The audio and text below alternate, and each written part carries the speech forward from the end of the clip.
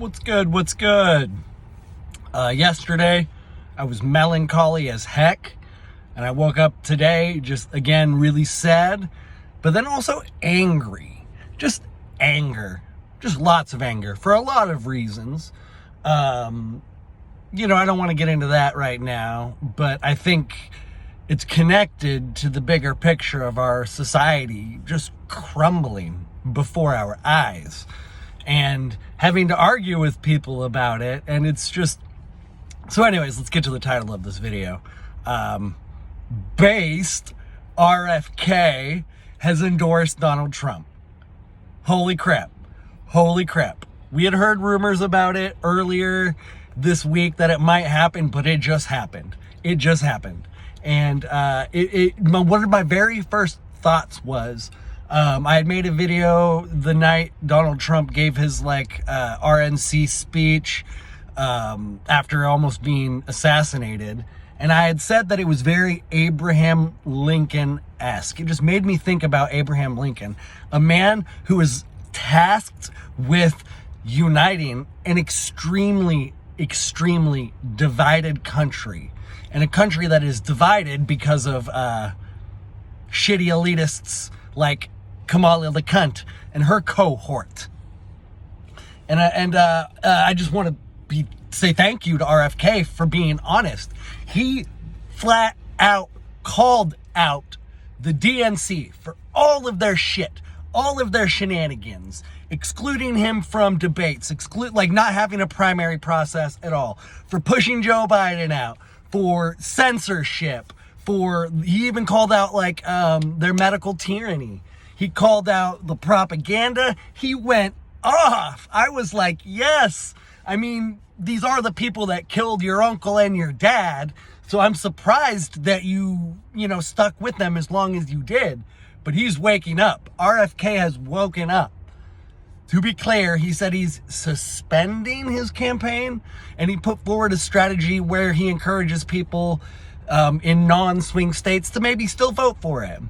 But in swing states where, we need all the help we can get, he said, he supports Donald Trump, and he's going to be working with Donald Trump and his cabinet.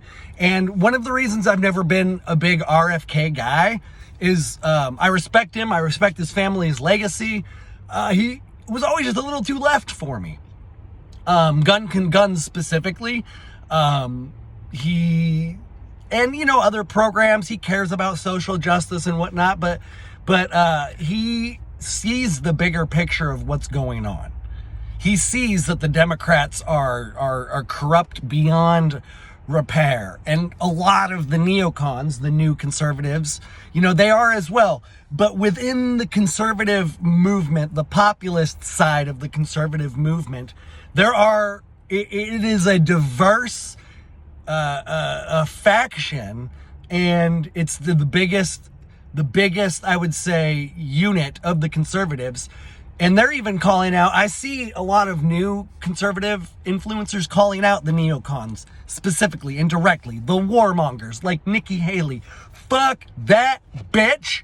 I already made a video about it, but I'm pretty sure she signed a fucking missile, like an Israeli missile designed to kill individuals, most of them innocent. That's like evil shit. Anyways, I keep looking over here because I'm picking up an order, but I wanted to get this video out real quick. There was maybe one more thing I wanted to throw out there. Tulsi Gabbard. Oh, yes. So now Trump has RFK on his side, and he's trying to, and not all of RFK's supporters are going to like this. Some of them are still going to vote for Kamala.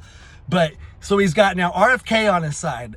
Trump brought in Tulsi Gabbard to help with debate prep against Kamala. And I had this vision, this dream that he just, instead of taking the stage, or when he's on stage, he says, you know what, I'm actually going to give my time for a moment to Tulsi. And then Tulsi comes out. Oh, I got to stop. Okay, I just had to pick up an order and deliver it. But I want to wrap up this video. I was talking about Trump giving some of his debate time against Kamala to Tulsi Gabbard so she can come out and just lay the smack down against her again. If you're not familiar, just Google Tulsi Gabbard versus Kamala Harris debate. Oh my gosh. That is one of the many reasons why so many people hate the Democrats and hate the establishment and hate Kamala Harris, because she's unliked. She's not popular. I don't even want to get into the whole mainstream propping her up. It's Soviet-esque. It's extremely Soviet-esque. Kind of scary.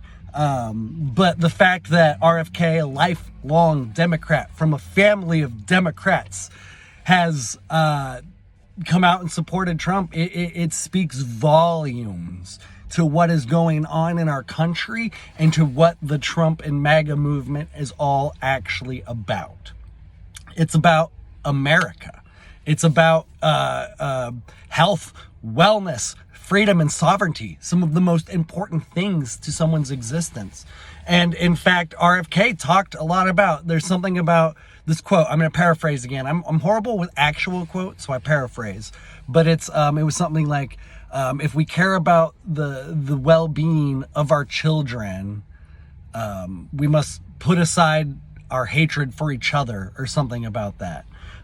Pretty much saying that our children are the future. We need to think about them. And the fact that we hate each other is only making them worse off and more sick. So respect to RFK for endorsing Trump and creating that. I really like his strategy, actually, where he tells people in solid blue or solid red states they can still vote for him. It helps generate the momentum for that third party.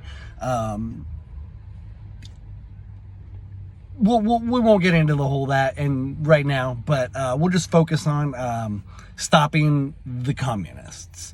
That's the first objective. And then the next objective is, like, how do we construct a society with vastly different opinions and people who fucking hate us? That's why most of us just want to be left alone. We kind of hate you too. We don't want to hate you. We want to love you. But we don't see a world where there's any common ground, any compromise, any coexistence. And so that's why I believe we need to balkanize America.